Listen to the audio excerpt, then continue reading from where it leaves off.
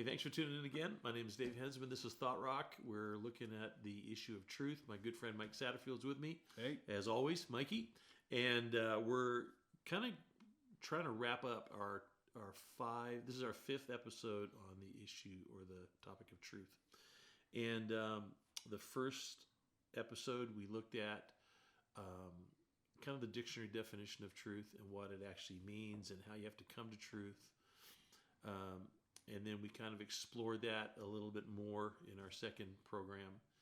And then we looked at the three formative streams that influence us in the area of truth and knowledge: the stream of the family, the stream of religion or church, and the stream of education.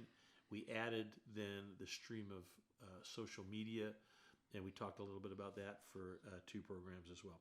So now today we're going to look at a biblical worldview, or we're going to look at what truth is from a biblical context. And Western civilization has valued this concept. We've built, for better for worse, if you like it or hate it, we've built our culture around this concept. Mm-hmm. And I think I need to say again, before we get into the specifics, that this is where two basic worldviews collide. One is knowledge, revelatory. Does it come down? Is it revealed to mankind from God above? Or is God not revealing to man? Rather, God is a construct of man's imagination, and man in his evolutionary process has illuminated himself and created God as a consciousness or a way of trying to understand his own being. Yeah. And those are two very different components. Yeah. I would argue, that I believe creation and the model that we live in speaks to a God-revealed system. And I say that because when I look at a newborn baby is born, and everything that baby needs to survive is brought down to it. Its food comes from its mother, its safety, its nurture, its clothing, its cleaning. It's all brought down to it. It doesn't, not like some animals where they're born and they have to survive on their own right away. Right. This is a very different concept. For a long time, a human child, it needs its parental environment much longer than anything else in creation. Yeah. And so the model of this downward revelation, this downward input to develop, is what we experience from a biological and from a life experience. Yeah. We can see that happen every day when you look at how a child develops. Yeah. So I think at a minimum, there's that example to wrestle with as evidence of a downward reality versus this upward out of the lucky mud, as you call it, Mike. Sludgy. And we realized one day, hey, we can peel a banana. And so after that, we started peeling them. So, well, it's even the language that theologians used to use more, that God condescends, right? Yeah. That he does. He comes down to us. Yes. And I think that's true. Yes. It's essential. Well, and I think, again, if you look at, the nature of design and creation, or the nature of design and construction, the architect comes down to the page. He designs. Yes. He goes to the site. It starts in the mind of the architect. It's mapped out on the plans. It's built into the reality of what we see. But all that is downward. Yes. Everything the cup, the micro, everything that we experience in our life has that pattern. Well, it's Isaiah 50, 10, and 11, right? What does God's word say? But his word does not return void. It accomplishes all that he sends it to accomplish. And the analogy that he uses in that passage is just like the rain comes down Yes. out of heaven Right. and waters the earth, giving seed to the sower and bread to the eater, so is my word that comes out of my mouth. It does not return to me void. Right. Right? So again, all of that imagery, from a biblical imagery, from the human life experience imagery, and from everything we see in the natural world, Yeah. has that pattern. And I would defy the alternative. Yeah. Show me the car that developed out of the mind by Right. itself. You know, Yeah. it came out of the steel rock, and it, Yeah. the watch that was thrown up. I always love the old ancient watchmaker story because I think it's, how many times you have to throw it into the air before it comes down a watch. All the pieces, all the wheels and the dials and everything. Yeah. Keep how many times, and then it comes down a watch. That's it. After a couple of 100 billion years, and so all of that. There's patterns to see, and I think God is a he's patterned. He's created with patterns, Okay. and those patterns are observable. The heavens declare. He talks a lot about his handiwork. That's right. We were created in His image. He says, about being workers together, and we see a lot of this imagery where God initiates and man responds. Yeah. And so I think there's a great. Well, I think whether you agree with the two worldviews, ascending or descending, I think there's a good case for God coming and revealing. One, I think you just alluded to the universality of truth as well. I mean, what does David say in Psalm 19? Is that all these things speak to the reality of God. There is no language or people where this voice is not heard. Right. The sun comes out like a bridegroom, rejoicing to run its course from one end of the heavens to the other. And everybody sees that. Everybody knows that. Everybody has the witness of creation. And so there, right away, here's a base level reality about truth that is available and apprehendable to every man, woman, boy, and girl. Right. That's really good. Okay, so let's get into this. So the first issue I wanted to talk about, and these are kind of absolutes. These are I'm gonna put these out as absolutes. We can discuss whether or not you think I'm off or right. Some of these came from some of this information came from a writer called Steve Lawson. Some of it's stuff I've kind of worked in my own. So we're just it's a bit of a hodgepodge of things, but I think it's good to at least work with it. The first thing is truth has its origin in God. Okay? So all truth is God's truth. Truth is something that didn't initiate from us. Right. Okay? It initiated from God. That's the premise of that So statement. it's not anthrocentric, it's theocentric. It's theocentric, meaning theo being God, anthro being man. Yeah. Truth is from God to us. Okay.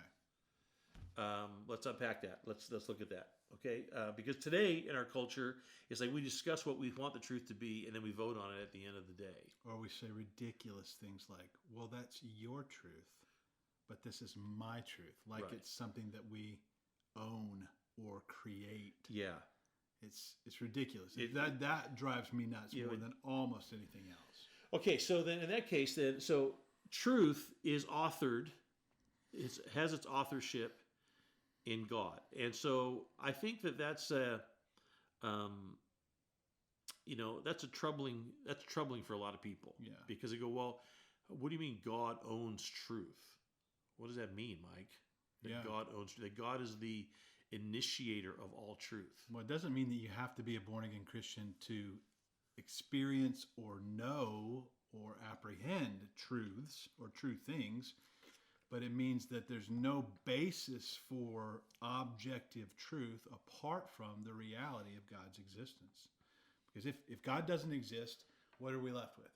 We're left with blind processes, time plus chance plus the collision of stars, Sure. lucky mud becoming what we are today.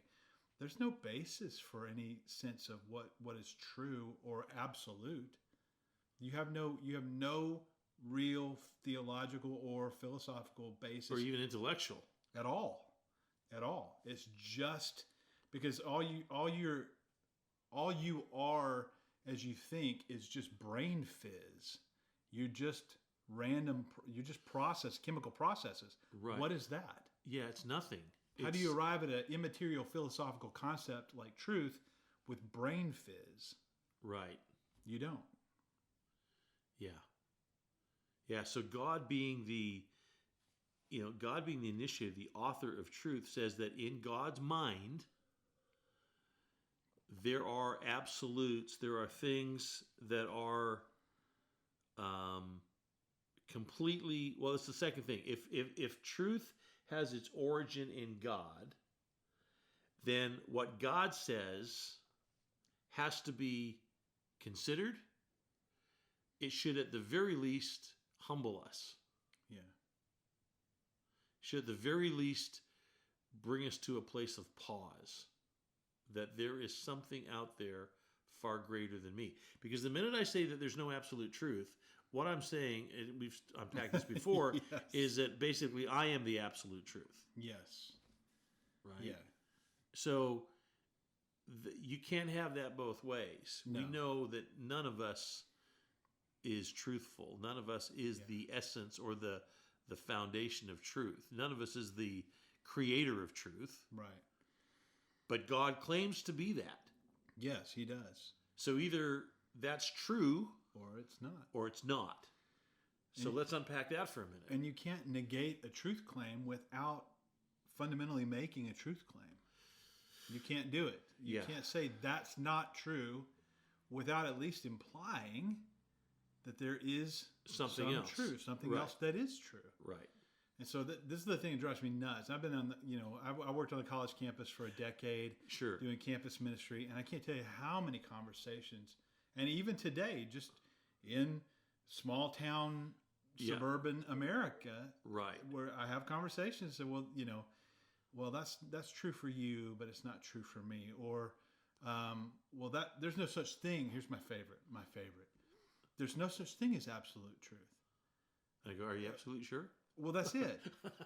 So we're a culture that has so lost the ability to think critically that people don't even know, they can't identify in the moment that they're saying something That incoherent. Right. It's incoherent. Right. When you say there's no such thing as truth, you are making a truth claim. It's fundamentally incoherent. Right.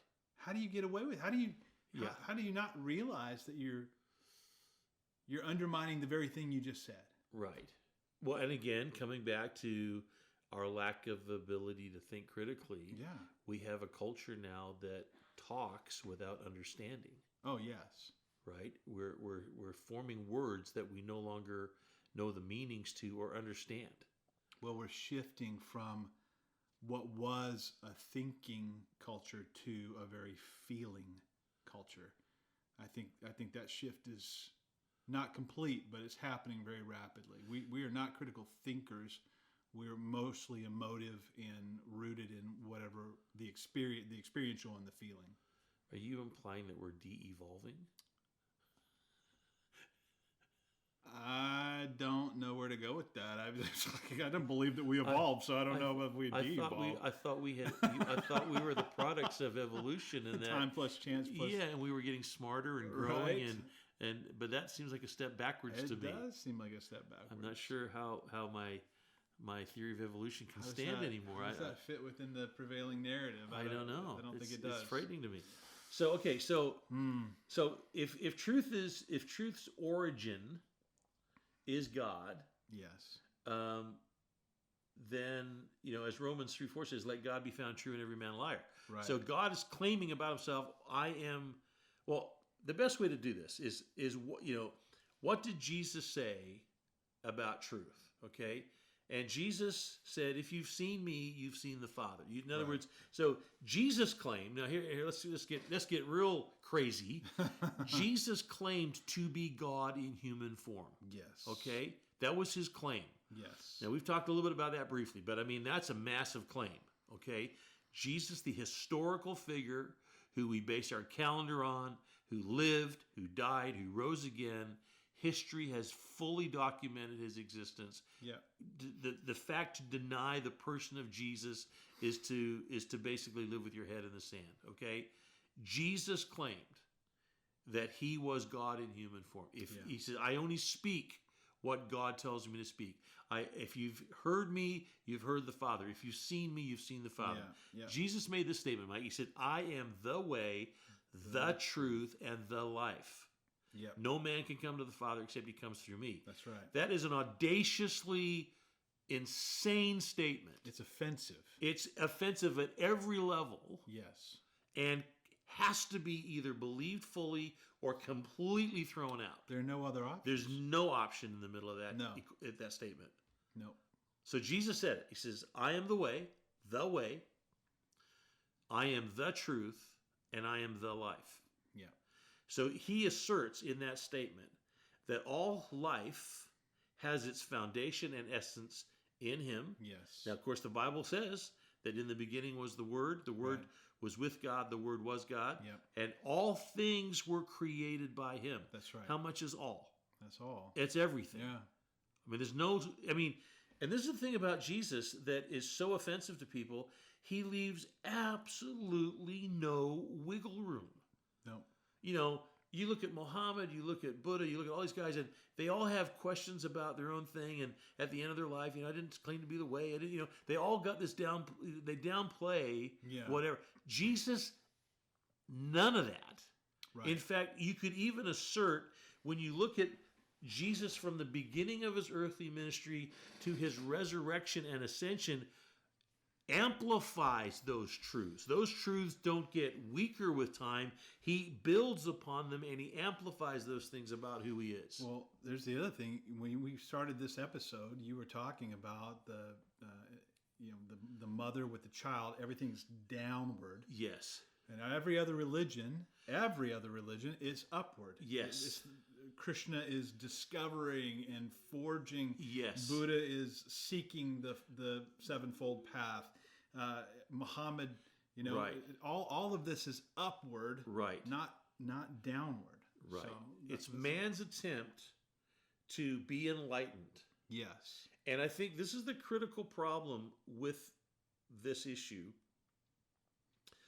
Is it really speaks to the foundation of the humility of my heart. Yes. And the pride of my heart. That if I can justify for a moment, well, I'm a searcher. I'm looking for the divine. I'm looking for the transcendent. It still keeps me in that place of I. Yes. Right? But when I understand and I come humbly and I go, I'm undone. Mm-hmm. I have nothing. Yeah. God came to me. Okay? God came down. This is one of the things when I've had the privilege of speaking in the Muslim world, and I've done a number of, very large scale events in the Muslim world, and I often use the analogy of Abraham when he brings his son and offers his son on the altar. People kind of think, man, that's just such a crazy story. And Isaac asked his dad, he says, we have the wood and we have the fire, but where's the lamb? Yeah. And Abraham makes this it's an amazing statement, especially in the way that it's worded. He doesn't say, God will provide a lamb for us. Right. He says, God, and this is a very specific wording. Yep. He says, God will provide himself a lamb.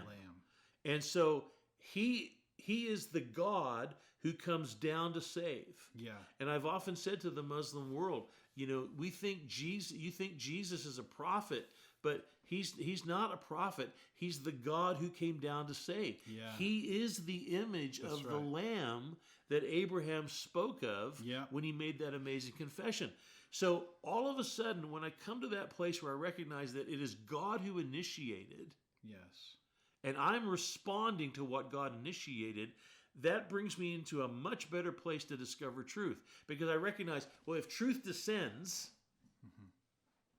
then I need it to if truth descends, I need it to descend upon me. Yes. If truth ascends, If it comes from within me, if I discover that it's all based on me, well, I'm never going to find it. Right. Because Jesus claims and God claims that they are the truth. And so if I'm ever going to have a hope to discover the truth, I've got to take the posture of being the recipient of a revelation, not the author. Yeah. And just to put the nail in the coffin in the Genesis 22 text, okay, the ram caught in the thicket is not a lamb. You know, I've heard people say, "Oh, see the ram, right. the sacrifice." Yes, a ram is not a lamb. Right. God will provide Himself. Yes. The lamb for the sacrifice. Right. Speaks to Jesus at that very same spot on Mount Moriah, thousands of years later. After the fact, right. Exactly. The ram was just that was there for the sacrifice. It was the moment. Picture. Yes. Yeah. That's really good. Yeah, I what you just said about the I-centered piece of this, the egocentric I-centered piece. I'm watching this in the last couple of years, especially just building momentum. This thing about progressive Christianity. Right. That boy, what you just described about being I-centered is at the heart of progressive Christianity. Right. And I don't necessarily want to take us into a side discussion on that right now. I think it'd be a great episode in the future. But boy, you can't not see that. Right. Just all over the place in that movement. So with truth being exclusive, the second thing about, so God is truth. We believe God is truth. Mm-hmm. So then it's exclusive. This exclusivity means that if something is exclusive, then it pushes away other things. Yeah. So people, they trip over that. Mm-hmm. But let's unpack what that actually means. Why must truth be so exclusive? Well, if one thing is true, then its antithesis is not true. Right? So I can't say I am a Caucasian male in my 40s and then turn around and say I'm an African American girl in my teens. Michael Jackson did. Oh, sorry, no, it was the other way around. Okay, sorry. All right, fine. Sorry. Fine. Okay, start again. So barring that example. Where else but America Seriously, dude. That's awesome. Where else in America can a poor black boy grow up to be a rich white woman? No, that's insane. Okay, so sorry. No, that's good. I'm ruined on this stream. You're now. messed up. Okay, we got gotta come back. It's good. So the whole concept you're talking about, I totally blew your example. Yeah, it's fine. It was worth it. But you know what? I mean, the essence, and I read this the other day. The biological essence of a boy never changes. You can get all the hormone therapy you want. Yeah. You can put all the pink dresses on you want and put all your hair in pigtails. The biological essence, you're still a male. The chromosomes can't be changed. That is a exclusive truth. Yes. What you were created to be is what you are. Yes. And so it shuts out the other options. Yeah. And in our twistedness today, in our culture, we say, oh no, you can be, but it's a complete assault on science. Yeah. It's a complete assault on intellect. Yeah. It's a complete assault on just basic reasoning. It's an assault on God. Well, in his created design. Absolutely. Which we've been doing and trying to manipulate from our food system to everything else. So we're trying to be God because that's what happens. You see, if you don't want to submit to the descending revelation, you come from the ascending and you say, see, the big issue from the cosmic question from the very beginning was Satan, Lucifer, in the presence of God, says, I'm going to be God. I will be like I'm going for the number one spot. Yep. Which when I've done spiritual studies of people struggling with, their concept of Satan. Yeah. I go, you have to understand something, and I would say this very seriously. You have to understand something about the intellect of a being that has lived in the presence of the transcendent as a finite being and thinks he can transcend his own finiteness. Right. You got to think there's something very broken in that intellect that even thinks he can pull that off. So if you want an example, look at Bill Gates. Here's a guy who says, we need to blot out the sun. Yeah, there you go. We need to darken the sun. When you've reached the point of delusion to the place where you think that you have the power and the right and the moral responsibility to blot out the sun, you think you're God. Absolutely. You do. There's no other explanation. Right. That's something God does. That's He right. wants to blot out the sun, not you. Right. Right. So it's a big deal. So this exclusiveness is, I think, it's both assaulting, but it's also very comforting. Because when you pursue truth, it means that you can find it. Yes. If truth is exclusive, then it can be found. Yes. If it's subjective, you'll never find it. That's right. But once it's exclusive, although that is offensive to so many people, it's also the greatest comfort to me because it's actually something that I can find and hold on to. Absolutely. So an absolute truth is something that I can build on that. Right. That's a foundation like cement. Solid. I can pour it and it's solid, and now I can build something. Yes. So I am so thankful for what Jesus said, that I am the way, the truth, and the life. And he says, basically, if you want to stumble at this, you can stumble at it. Right. Now, there's two options. You can stumble over the truth, and I love this picture that Jesus uses because I think it's poetic, but it's also very powerful. If you stumble over the truth and it brings you to your knees to understand the origin of truth is God, the exclusivity of truth is found in God. If you stumble over that and you fall to submission to it, right, there's life. If you don't, it crushes you. That's so it can be the stone of stumbling, or it can be the rock that crushes you. Yeah. But it will be one of those two things because it's exclusive. Well, and that was the thing when Paul delineates that whole thing with I think it's in 2 Corinthians. I'm trying to remember where it is, but he basically, Jesus is a rock either way, and you're either going to stumble over him or you're going to be crushed by him, right? And a lot of it had to do with the difference, the distinction between the Jews and the Gentiles in the way that they stumbled with Jesus. For the Jews, it was the miraculous. They're seeking signs. Yes. And Jesus said, "Well, I'm not going to do it for you. I'm not going to jump through your hoop." And you did all kinds of miracles. Right. But they not on demand.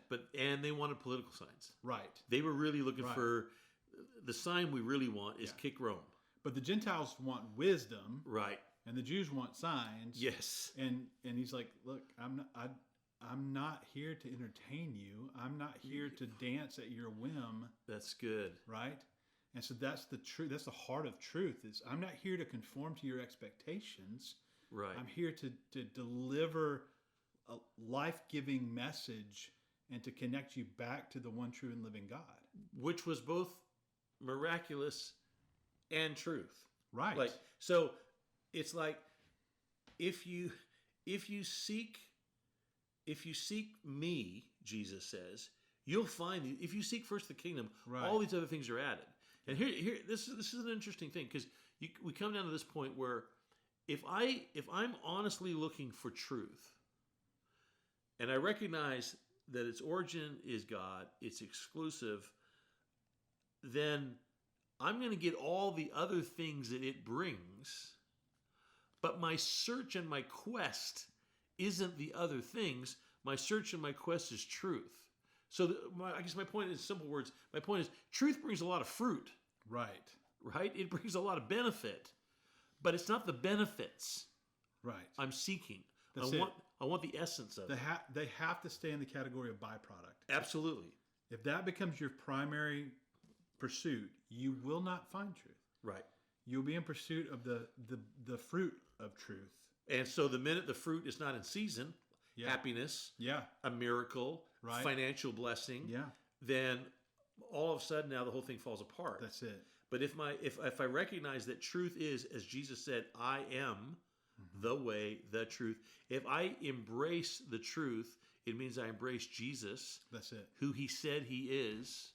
Then I have now possessed the essence of truth. Yeah.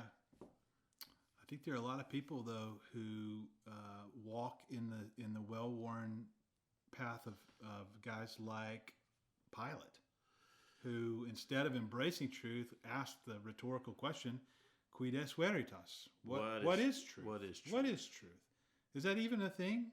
And in contrast to that, Jesus says, "You'll find me when you seek me with all of your heart."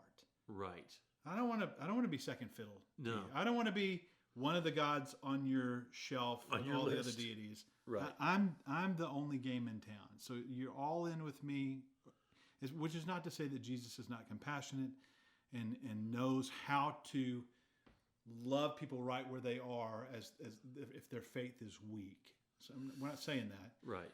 But we are saying that truth by nature, it's inseparable from Jesus. It's inseparable from God. The only reason we have any concept of truth is because of him. So in that case, because truth is exclusive, then it's also universal.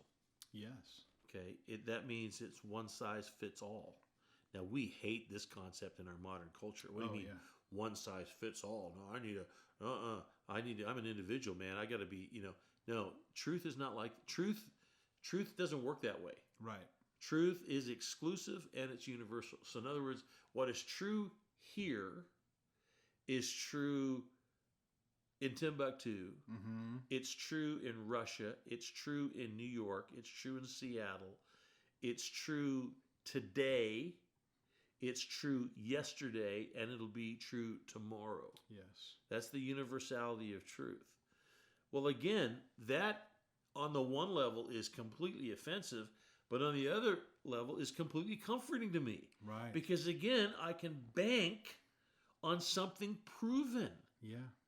So there's a reason why since the time of Christ, and I would even say from the time of, right back to the time of Adam and the fall of man and the pursuit of redemption from there on in, that's why this whole cosmic battle about truth has been so vital, and that's why people, even guys like Jordan Peterson say, the biblical narrative is such an amazing thing. Well, the reason we keep going back to the biblical narrative is because the biblical narrative is truth. Yes. And it's universal, and because it's universal, if it was true 5,000 years before Christ, it's just as true 2,000 years after Christ. Yeah. Because that's the exclusivity and the universality of truth. Yeah. It works on every platform, every level, every time period.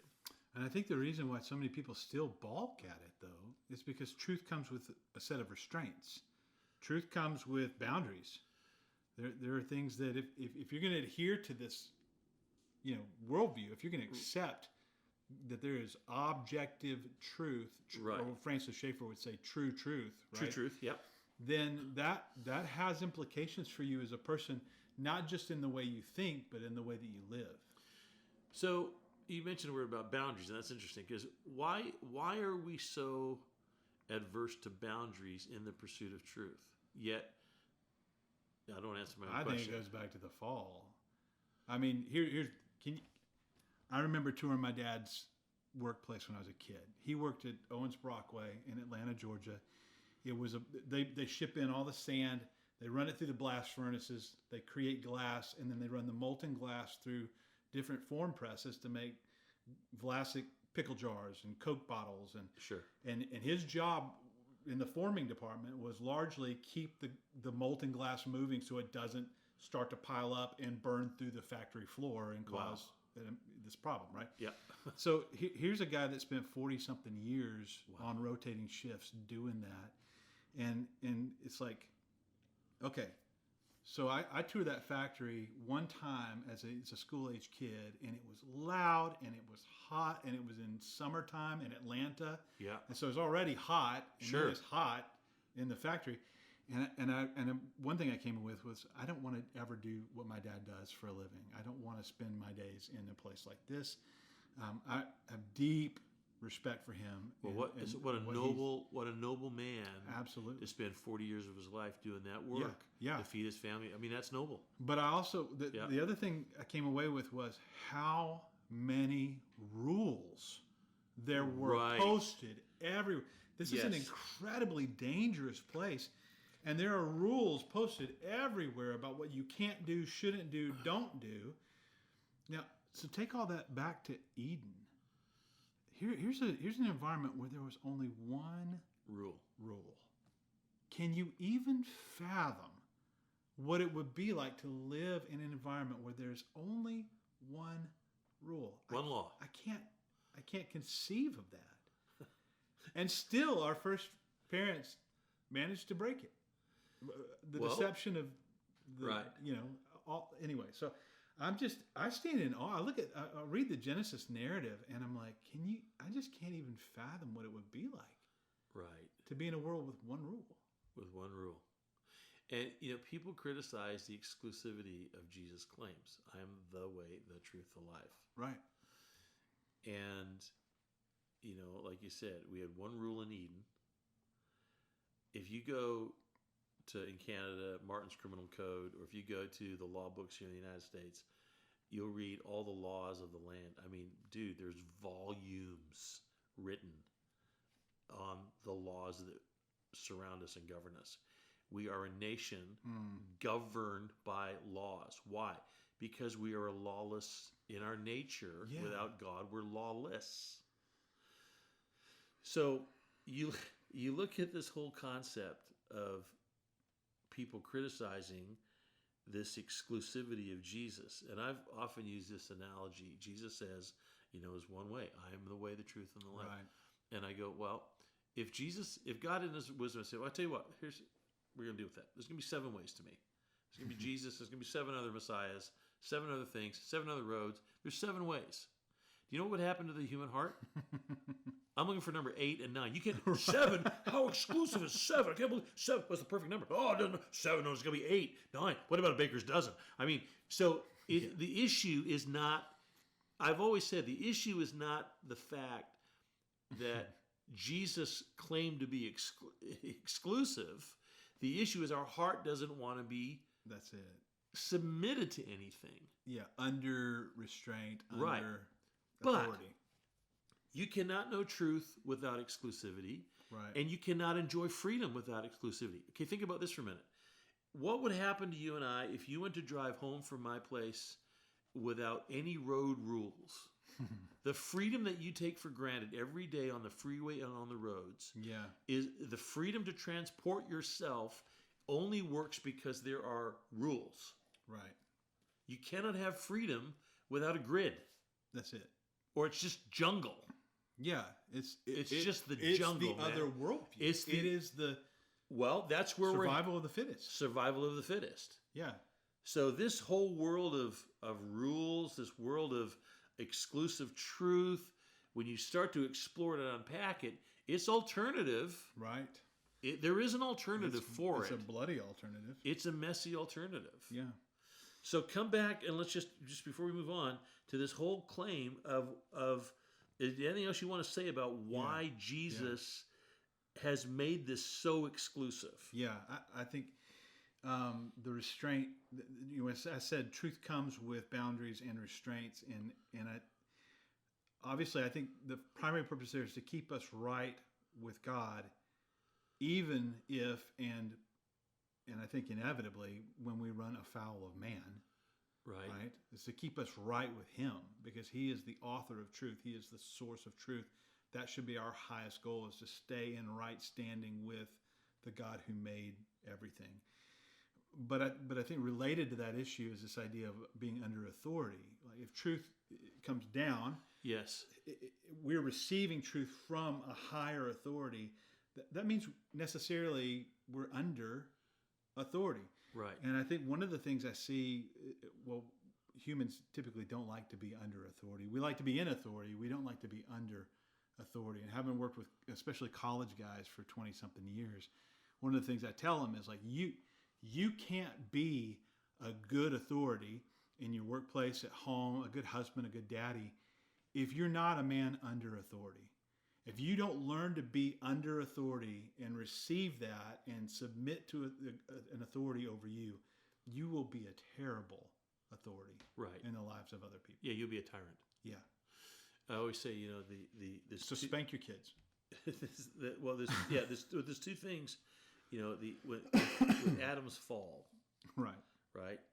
Two things happen to men specifically, Right. Because of sin. Either you become a tyrant, Yes. or you become completely irresponsible. Yeah. It's those two things. You abdicate. Right? So coming back to the thing about authority and about mankind not wanting to be under authority. Here's why Jesus is so followable for me. Here's why I believe his exclusivity is not only true, but why he has the authority to make the claim. Mm-hmm. When you go back, what kind of God is God? He doesn't ask us to do anything that he is not willing to do.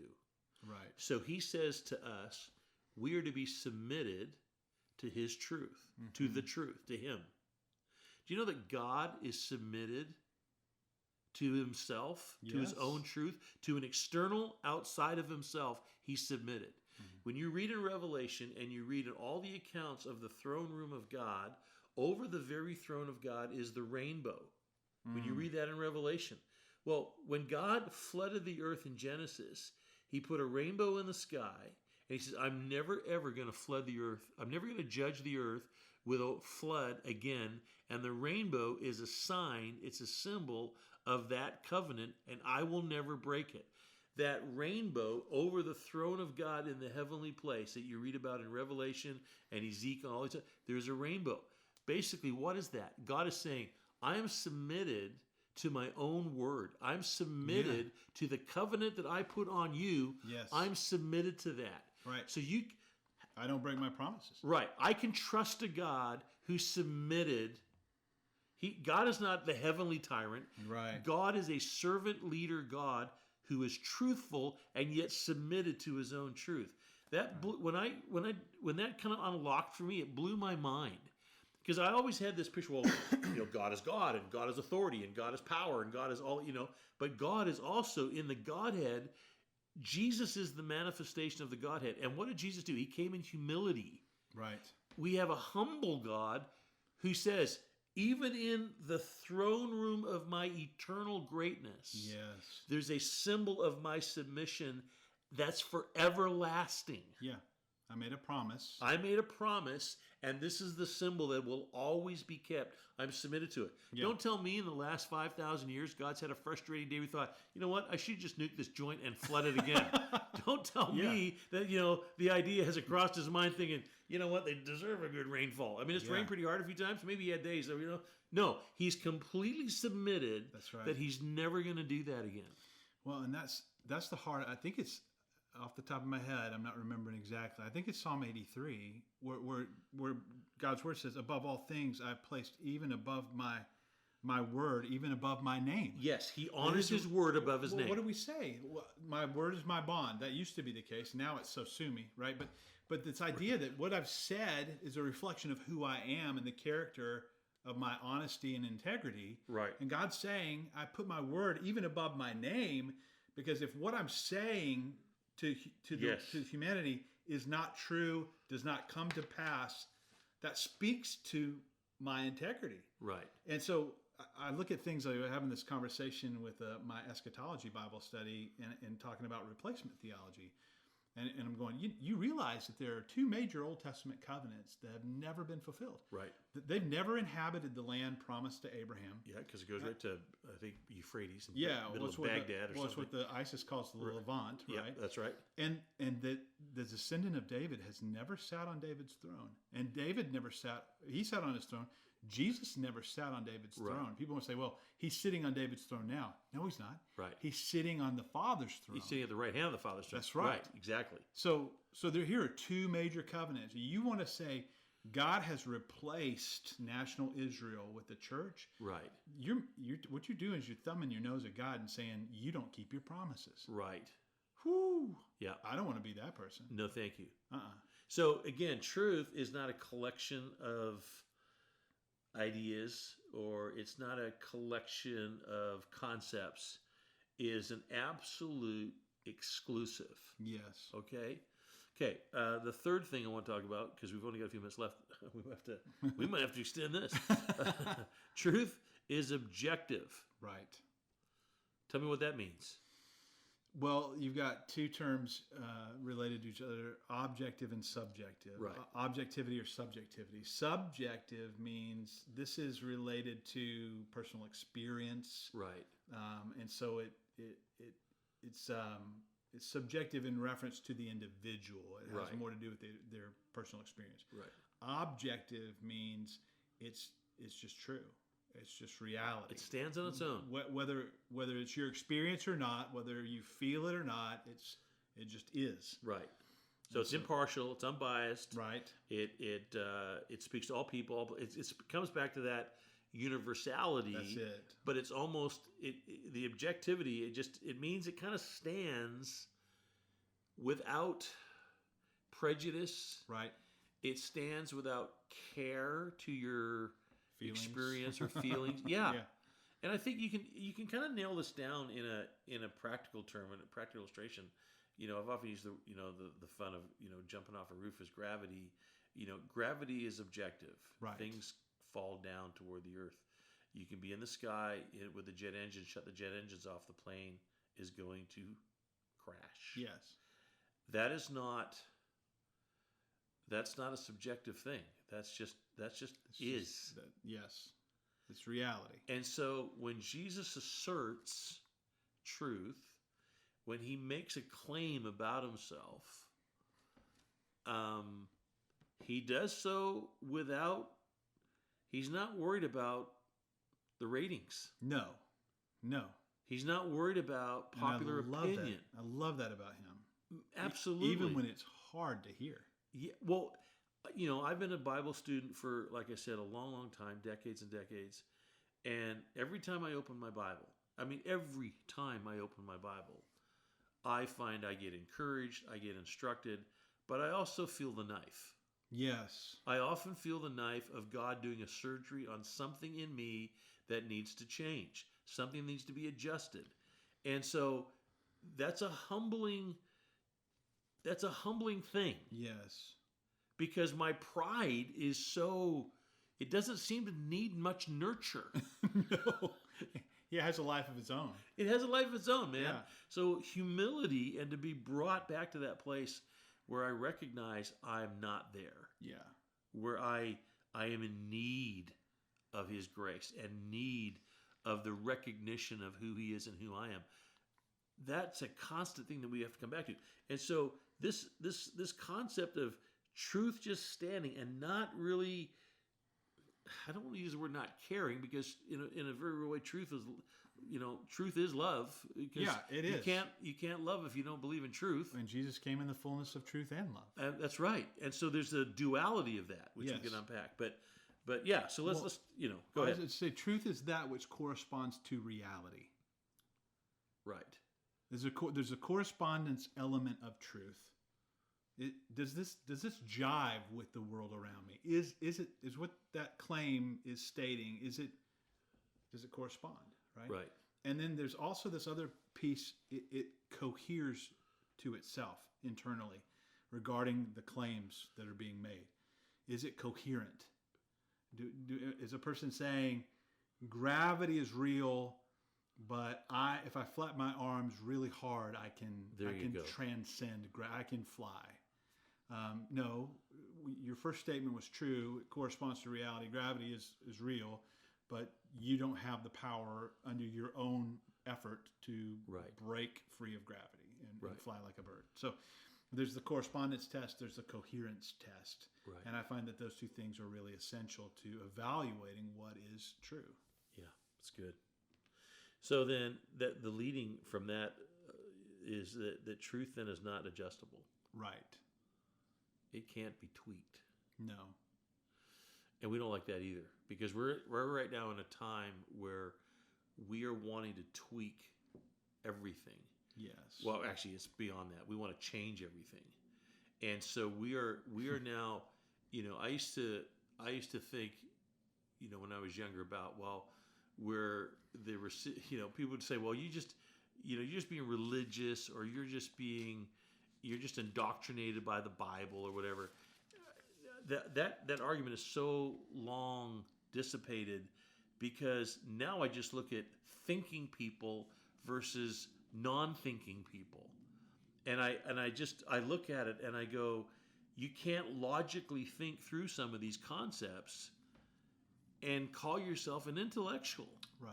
You can't say a boy can become a girl through popping some pills and having a slice and dice with a knife and thinking that changes anything.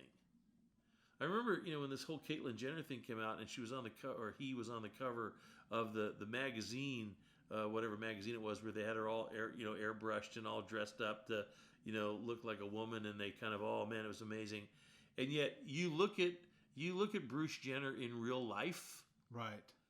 He's a tall, big, manly man. He is built, man. And I saw him interviewed a while back. He's a cathlete. Yeah, and I'm looking at him going, when you put him next to a man, you go, you don't look like a woman. You look like man to man. That's a dude in a with dress. Bumps. Yeah, exactly. And it's like, I look at it and I just go, who are you kidding? It's the emperor's got no clothes on, man. It's the emperor's new clothes. This thought process, these concepts that people have about what is true and what isn't true, it's getting to the point where it's like we've been watching way too much Disney. Yeah.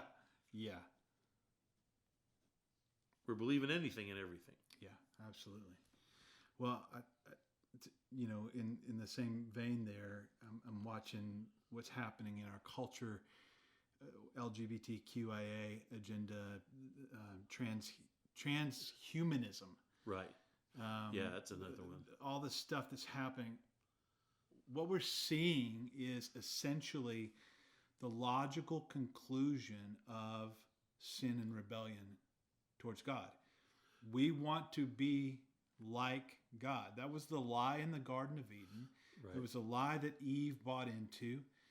And it's the lie that we're believing now, largely. We want to be our own gods. We want to speak and create reality for ourselves. We want to transcend the boundaries that God has put in place and move into the realm of Godhood ourselves. And that's what we've done at this moment in history is we're moving back to the Tower of Babel. Right. We want to build a tower to the heavens. We want to assail God's kingdom. We want to take over and sit on his throne and be God. Right. And that's what we're seeing. So when Solomon said there's nothing new under the sun, he was prophetic in that we're playing the same game in a digital world, in an information age, as they were with bricks and stone. Absolutely. David in the Psalms, he says, forever, O Lord, your word or your truth is settled in heaven. So talking about this whole concept about, truth is not adjustable. Right. Truth, God has settled what truth is. It is absolute, it's exclusive, and it's unadjustable. And it's been settled in heaven. So unfortunately, for those who would try, you cannot change truth. Right. Now, let the scripture that let God be true and every man lie, we quoted earlier. The problem is if you go and attack truth, you try and monkey with truth, you end up in a very embarrassing place by the end of that pursuit. Yes. And so, coming back to that whole concept of the rock of stumbling or the rock that crushes. Yes. When and look at this from a psychological perspective for a minute. If you deny truth in your own personal life, you end up being crushed by it. Try it with alcohol. Alcoholism. Well, it may affect everyone else. It's not going to affect me. Right. So you drink, a Jack Daniels every day, and you find out how that looks in 15 years. Yeah. And you're going to be in AA or you're going to have a liver transplant. Yeah. Like you are not above truth. No one is above truth. And how many times have we heard the documentary and the story of, the rock and roll guys. And it's the same story over and over again, and it's like this excess hedonism, breakdown, slow road to recovery, and just damage. Right. And so all the way through these things I keep coming back to my university student, my 24, 25-year-old, it's like learn early to seek truth, and you are going to be far better off both personally, you're going to be far better off intellectually, and you're actually going to discover the reason that God created you. Right. And that's the transcendent, that's a powerful doorway that resolves all of this. You know what I mean? So lastly, before we get into maybe wrapping that up, is, the truth has rules. Yeah. And the truth is, it's its own authority. Yeah. And so when you look at what truth is from a I'm trying to separate into from its own, when you look at truth in its own category, it doesn't need you to accept it to be true. Right. In fact, if you avoid truth, it hurts you. If you don't believe truth, that's your problem. Yeah. If you deny truth, you're the loser. That's it. But truth still stands. Yeah. It's not incumbent upon us to validate. Yeah, it's not going to go away. It's self-validating. Right. It's not going to go away. And truth also, it forces you to reckon with it. Yeah. Because you're mortal. Right. And the truth is, you're going to live and you're going to die. That's truth. Well, and that's what I think. God will break a person to save a person. Yeah. He will break them. And it really comes down to this issue of truth, especially if, and after that person's been broken and come to faith, then they're useful to the kingdom. But, it's all back to that element of humility. Like Right. Truth humbles us. Truth, because it's outside of us, because it's higher than us, because we can't define it, shape it, mold it in our image, it causes us to have to humble ourselves to submit to it. Right. Or to be broken by it, right? And so this is the idea, I think, through the door of humility. And we see that in James, Right. God opposes the proud. He gives grace to the humble. 1 Peter, same language there. And so truth is a thing that is a necessary component of God humbling us so that we see our need for him and come to salvation. There's a scripture that says, humble yourself in the sight of the Lord and he will lift you up. Yeah. I'm going to just rejig that for a sec. Humble yourself in the presence of truth. Because God is truth. Because God is truth. Yeah. And you will be raised up. Yeah. So it's interesting, isn't it, how if you come with a posture of humility and learning, God elevates. Right. If you come with a posture of pride and arrogance and you assert your assertion, you are crushed. Yeah. Isn't that interesting? That's the term that our culture has embraced for right. a bunch of LGBTQIA pride. Yeah. We're in June. We're in it's Pride month, right? We're not in humility month. No, most assuredly not. Right? Yeah. And so, God resists the proud. Yeah. I mean, I've often looked at these things. The rainbow, the adoption of the rainbow as the sign of the gay community. The rainbow has 6 colors. The actual true rainbow has 7 colors. Right. Indigo is the one that's missing, and actually, indigo. Each color has a meaning, scriptural meaning, and indigo is the symbol of God's grace and favor. And it's the one color that's been removed. And it's like you cannot walk in grace and favor in rebellion against God, in pride. That's right. And so even though you have what you think is a symbol of the rainbow, you don't even have the true rainbow. Right. You don't have the true symbol. The true symbol is 7 colors. And the one that you took out is the one that you need the most. And that is grace and favor. And so that God's grace and favor comes from a posture of humility. Yeah. Now, Jesus modeled this when, he could have, decreed, God could say, I will just decree forgiveness. No, he came and he paid the price for redemption. And we can get it. This is going to be, we're running out of time to unpack a big theology around the sacrifice that Jesus did on the cross. Right. But basically, I've boiled it down to, if you look at a water reservoir over a city, you always keep that reservoir pure. Why? Because if you contaminate that, everything is ruined. That's right. God is that pure reservoir. We've sinned. We're contaminated. Sin is chaos. It's contamination. Yeah. God is not going to receive us into his presence to contaminate him. Why would he do that? Right. There's no reason. Yeah, so he says, us. well, you can be, if you want to come and enjoy the purity and the blessing, you can be cleansed. That's right. But you can't come as you are because you just contaminate. Yeah. And that's one of the things that I found really helpful to communicate to people. We are, in our sin, we're contaminated. We've got spiritual COVID. Yeah. And God has socially distanced himself from us and will continue to socially distance himself until we've been vaccinated with the blood of Christ. Amen. And that's the only way in. Yeah.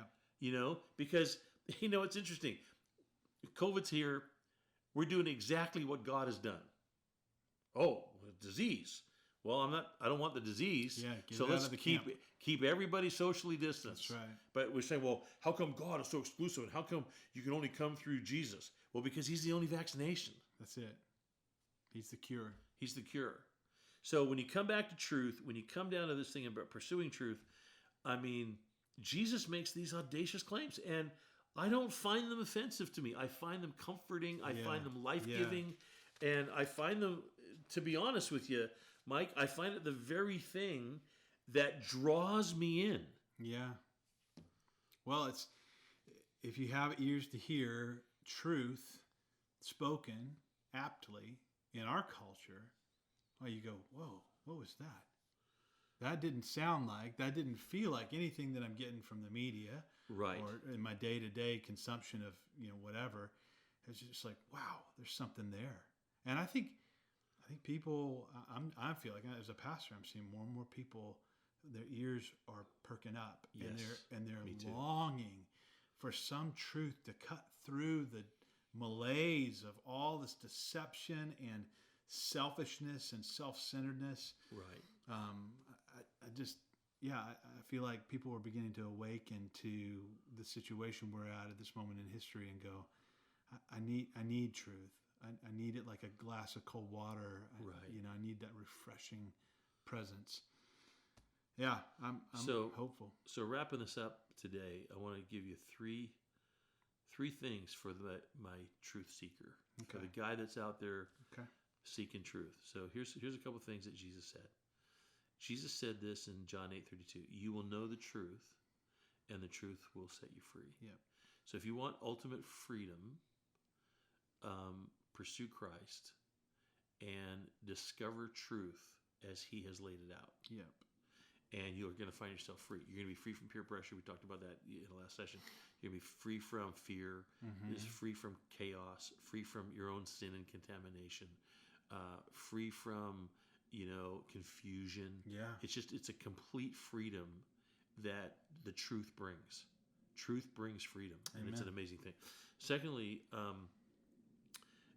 truth reprograms the lies of false belief.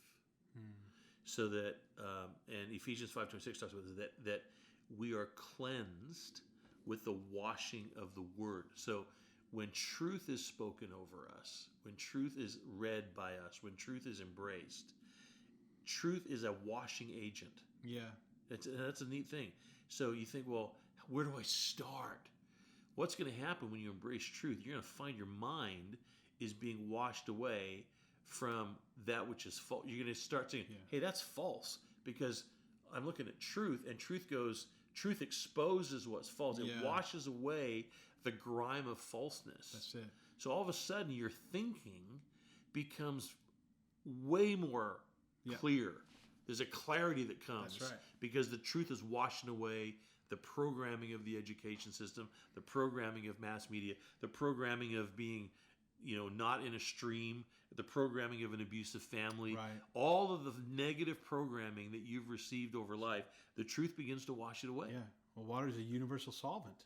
Absolutely. So that's the picture. The water and the word being the water, is getting rid of all the grime. It's washing the stuff away. Absolutely. And then lastly, Hebrews 4:12 says that the truth has a life-changing power. There's a power in truth. It converts, it sanctifies, it strengthens, it conforms, it transforms, it reforms. Truth renews our mind, it revives our hearts, and redirects our steps. So truth will literally come and do a radical wholesale change in how you live. And that is the best news of all, because I don't have to live aimlessly. Yeah. Even though I may have been taught that I'm just the product of chance, the truth said, no, actually you have a design purpose. That's it. Your value is more than just being a cog in the human race. You're actually chosen with purpose. Yes. You were designed before the foundation of the world. You have a uniqueness. You have unique traits, unique gifts. Yes. You have a unique voice. Everything about you is unique to everyone else. And God has created you specifically with a value.